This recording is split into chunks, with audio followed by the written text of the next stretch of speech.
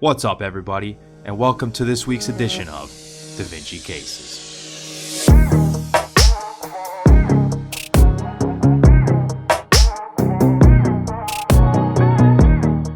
So this week we're going to be going over two cases that involve injuries to the brachial plexus.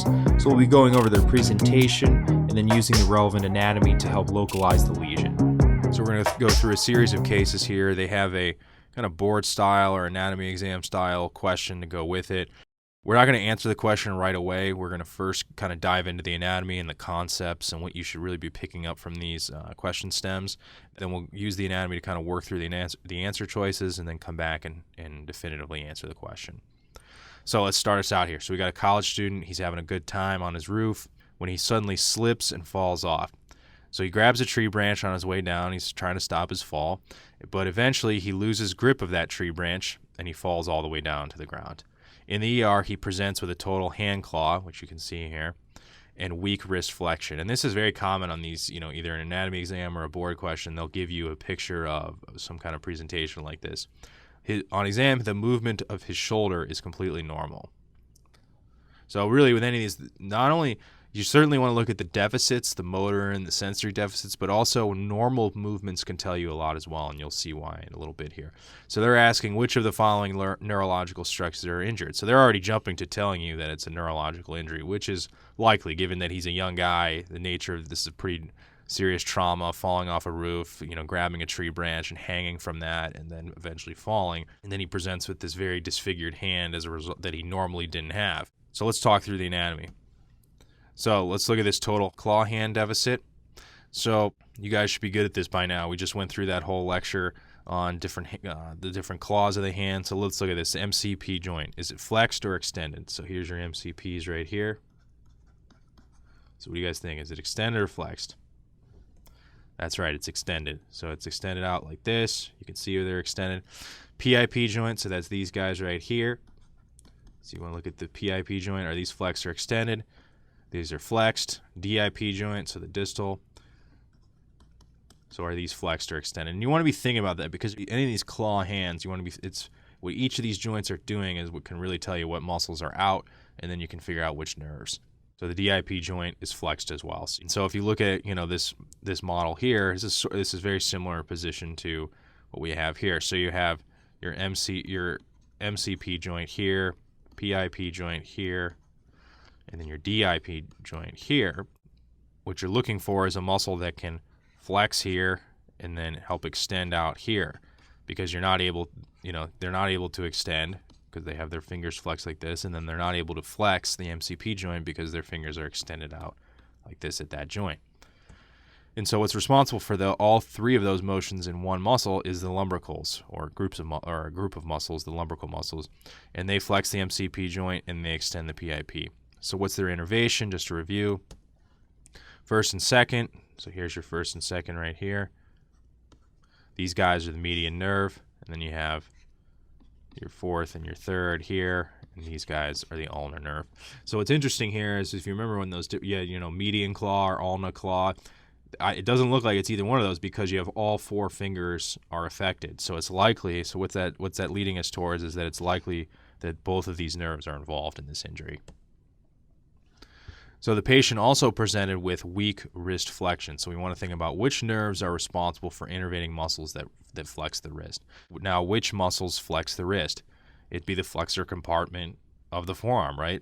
And so the two nerves that are most responsible for that are the median nerve, does the majority of it, and then the ulnar does flexor carpi ulnaris, which helps contribute. So really it's mainly median nerve. You could say ulnar nerve is providing a little bit of help there as well. So again, we're looking at median and ulnar nerves. That was responsible for our lumbricals. It's also responsible here for our wrist flexion.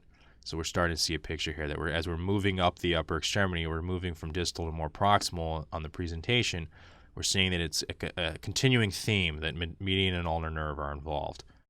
Moving more proximal, now we go up to the shoulder joint. So there's normal movement there. So what does that tell us? So let's think about some of the motions of the shoulder joint. So you have abduction, which would be supraspinatus and deltoid. So suprascapular nerve does supraspinatus, which helps with abduction. It also does infraspinatus, which is external rotation, which is another movement of the shoulder that would be normal. So it looks like suprascapular nerve's intact.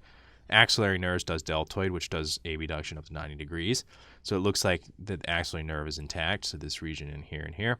The other thing is you have flexion of the shoulder joint, which has some contribution from musculocutaneous nerve innervating coracobrachialis and the biceps muscle as well.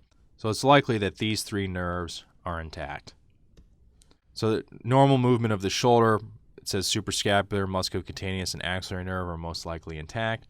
These are, as you can see, more so in the superior aspect as well. Another thing, the other major nerve we want to talk about is the radial nerve. So with the radial nerve, you'd be looking at elbow extension or wrist extension, and there's no indication that he has significant weakness of that as well. So it's likely that the radial nerve is at least somewhat intact.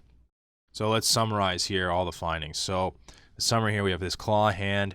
The lumbricals are deinnervated, all four of them. So we have median nerve, ulnar nerve. We have weak wrist flexion. So again, median nerve and ulnar nerve. And then we know that these nerves in the more superior aspect here are all normal. So what we're looking at is major nerves affected in median nerve, ulnar nerve. So where is the lesion? So given that these are normal and then these are all responsible for shoulder motion, it's not likely that it's a superior trunk or a lateral cord injury. It's probably going to be more inferior because it's the major nerves involved are these median and ulnar nerves here. So if we trace these back here, median has two origins essentially, up here on the lateral cord and the medial cord. Lateral cord looks like it's okay. I mean, you have musculocutaneous is okay, suprascapular up here. So, if you're going to go more proximal to the lateral cord, it looks like it's okay up here. So then you go down the medial cord. Well, medial cord contributes to ulnar nerve as well. And so we're having major deficits with the ulnar nerve. So you go all the way back up here. So it's likely that it's an inferior trunk lesion right here, because you can see here it's the root of the ulnar nerve here. Median nerve derives input as well. So this would be, again, Klumpke's palsy, and we talked about this again in the claw hand lecture, just to kind of present it to you in a case format. So that's your Klumpke's palsy, C8T1 nerve roots. So a follow-up question. So someone could say, well, how do you know this lesion is not at the wrist? So, you could have someone where they totally transect the wrist and they cut the median and ulnar nerve and gives you, weakness of the lumbricals and, these hand deformities. And so how do you know it's not there? And the reason you know that is that flexion at the wrist would be intact. So if you cut here, so if you cut where the ulnar nerve is traveling in here and you cut the median nerve here, if you cut these nerves, sure, you'd have deinnervation to the lumbrical muscles and the thenar eminence and the hypothenar eminence and the interossei muscles. But the thing is you'd still have wrist flexion because all the muscles that are innervated by median and ulnar nerve in the forearm that do wrist flexion, they would have already received their innervation. By the time you get down to the wrist, they've already received their innervation, and so these muscles can carry out wrist flexion. So back to the question, which of the following neurological structures are injured? So we determined that axillary nerve is intact, radial nerve is intact because shoulder motion is normal, elbow extension is normal, wrist extension is normal. Superior trunk of the brachial plexus, since we determined that suprascapular nerve, musculocutaneous nerve, and axillary nerve are all intact, that it is likely not a superior trunk injury. Middle trunk doesn't really correspond with the presentation, and we more so limited it down to an inferior trunk of the brachial plexus injury because you had that significant ulnar nerve. The ulnar nerve doesn't have any origin in the middle trunk, and so that would point you more towards an inferior trunk injury. And then you have the long thoracic nerve, which does serratus anterior, which would give you, weak overhead motion or inability to do overhead motion. And we don't describe any of that in the presentation. So your answer is inferior trunk of the brachial plexus, which is Klumpke's palsy, and this is your Klumpke's claw. All right, so in case 2 here, we're talking about a different college student who's also having a great time at a house down the street from the student in case 1. So it must be really jumping on campus on this weekend night because we got a couple guys having a great time, but unfortunately it seems like people are getting hurt. So this college student we're talking about in case 2 here, he sits down in a chair and passes out. So he wakes up in the middle of the night, probably 4 or 5 a.m., something like that, and he feels like his right hand is numb and he has trouble moving it. So he goes to the ER, he gets checked out, and his physical exam reveals numbness over the dorsal aspect of the hand on the lateral side. The resting position of the wrist is shown here below in this picture, and he has 0 out of 5 for the following motions in the right upper extremity. He has 0 out of 5 elbow extension, 0 out of 5 wrist extension, and then 0 out of 5 finger extension. His left upper extremity strength, though, is 5 out of 5 throughout. So the question here is this patient has an injury at which of the following locations? So it's really a two-step question. You got to think about which nerve it is, because as you can see here, there's multiple choices with the same nerve. So you got to think about what the nerve, or if it's the inferior trunk of the brachial plexus. We'll talk about that. So it's either, so you not only got to think about locate the nerve or the nervous structure, but where's the location of the lesion as well. So before we get to the question, let's break this down. So what muscle groups are essentially deinnervated? So again, he has 0 out of 5 for these motions: right upper extremity, elbow extension, wrist extension, and finger extension. So we want to talk about what muscles do those, right? So you have the triceps, which do elbow extension, right? And then you have wrist and finger extension. These are both the extensor compartment of the forearm. So that's these two motions right here. So you want to think about what's the innervation of the triceps muscle, which is the only muscle that carries out elbow extension essentially, and then the extensor compartment of the forearm. And in both cases, that's the radial nerve. The radial nerve innervates through the triceps muscle, and then the radial nerve goes on to innervate the extensor compartment of the forearm. So the radial nerve is responsible for all three of these motions. So at this point, I think it's pretty clear that it's a radial nerve. So we really want to talk about where's the lesion. So let's talk about the anatomy here. All right, so with nerve lesions, again, we've talked about this, is you want to think about the more problems the patient is presenting with, or the more deficits, the more likely that the lesion is more proximal than versus distal. So a lesion up here in the shoulder and arm and a nerve is going to affect everything downstream of it, versus if you cut the nerve at the wrist. Same thing, if you think about it, if someone has a stroke, they can have the entire, right or left side of their body is affected, versus if you were to, cut a nerve in their hand, they're only going to have a deficit in their hand, versus if they had a stroke in their brain that controls an entire half of their body. So you get my point. The more proximal the lesion, the more deficits they're likely to have. So we have these elbow extenders, extensor compartment of the forearm, both with radial nerve. So let's talk about what radial nerve is. So you have posterior cord of the brachial plexus here. It splits into the axillary nerve, which goes on to do deltoid and teres minor. And then you have the radial nerve here, which is this bigger nerve here, which, in the lab, you can usually easily identify this because it's the bigger nerve of the two. So it splits off there. And so here's the axillary nerve traveling here, and then here's the radial. And then here's the course of the radial through the entire upper extremity. So the radial nerve essentially emerges out, but then it hits this radial groove, and then it goes down and crosses over the elbow and into the forearm. And so what you want to think about here is what lesion is going to give you not only what this is called is wrist drop. So essentially it's called wrist drop because their wrist just hangs here and they can't extend it up. That's gone. But then they also have loss of finger extension as well. And then in this case, we also have elbow extension. So if you remember, like when we talked about mid-shaft humerus fractures, those patients, they still had elbow extension because the radial nerve had already innervated triceps.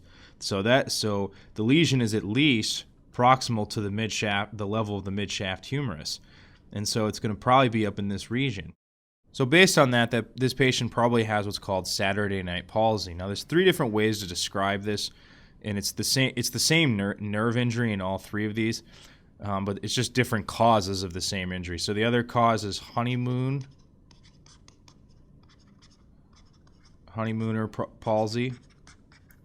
And so that's where 2 lovers are asleep together and one has their arm draped over the other. So it's the same thing. So instead of the arm draped over a chair, it's draped over someone else's body. And then you have crutches palsy, where someone's injured and they're using their crutches, and they're constantly having pressure in the axillary region here. And so with all 3 of these, they're 3 different causes of the same nerve injury, like I've said, and they all involve compression of the proximal radial nerve. And they occur when an arm hangs over an object that presses on the axilla. So whether that's the back of a chair, crutches, someone else's body, it's all the same thing. So you have the radial nerve here, and it comes in the axillary region just before it's going to enter into the humerus and then go down and travel in the radial groove here. So it's traveling in here, and then you have compression in here that presses on the nerve. And so since you've pressed on the nerve so proximally here, you're going to catch it before it gives off fibers to the triceps. So that's why you lose triceps or elbow extension. So the lesion, again, is so proximal that you're hitting really all the major motor functions of the radial nerve in the upper extremity. So back to the case here. So we know he has Saturday night palsy. Okay. So we know it's a radial, which is a radial nerve. And this is a wrist drop again. So they're asking you, the patient has an injury at which of the following? So we know it's a radial nerve injury, right? So it's not an ulnar nerve injury, because ulnar nerve would also be, it wouldn't give you wrist drop, right? It's more intrinsic hand muscles, like your third and fourth lumbricals that control flexion at your fourth and fifth fingers, the dorsal and palmar interossei muscles. So it'd be more so those muscles, plus the sensory distribution is different. So dorsal aspect of the lateral aspect of the hand is really this aspect right here, which is, we know, radial nerve. Ulnar nerve is the medial aspect of the hand. So it's not ulnar nerve. Median nerve, just distal of the elbow. So median nerve controls a lot of the flexion of the fingers. So really the opposite. Here you've lost extension. So the median nerve is what allows for flexion, and there's no indication that they have loss of flexion of the fingers or the thumb. So the median nerve, regardless if it's at the elbow or at the wrist, you're going to lose more so if it's just below the elbow, you would lose all those flexion.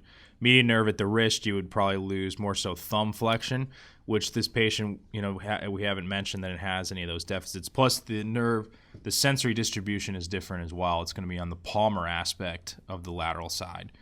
So it's not likely a median nerve injury. And then inferior trunk of the brachial plexus, that's the same as injury as we talked about in case 1. That's Klumpke's palsy, so it's going to give you Klumpke claw. So this isn't a Klumpke claw, so this isn't the answer either. So now we know it's the radial nerve, so we got to decide, is it the axillary region or is it just distal to the elbow? Now again, if it's just distal to the elbow, you're long past where it's given off the fibers innervating the triceps, and so if this was the answer, they would have intact elbow extension, but they do not. And so since they have their loss of elbow extension, this can't be the answer either, so it's got to be radial nerve in the axillary region, which corresponds with Saturday night palsy. So again, patient has radial nerve injury, Saturday night palsy, because he passed out with his arm hanging over the back of a chair, results in compression of the radial nerve in the axillary region, so he loses all 3: elbow extension, wrist extension, and finger extension in the upper extremity. All right, that's all I have for you this week. Make sure you check back every Wednesday for new Davinci cases. In the meantime, subscribe to our channel for more videos, and then be sure to download the PDF notes for this video on our website at dviacademy.com. Also on our site, you can find our book and video packages for anatomy and biochemistry. And if you want to listen to Davinci cases on the go, the audio is available on Spotify. You can also follow us on Instagram for weekly posts and video. And then lastly, if you have any questions about the content of this video or about Davinci Academy, put them in the comments and our team will be sure to answer them. Alright, thanks for watching. We'll catch you next time.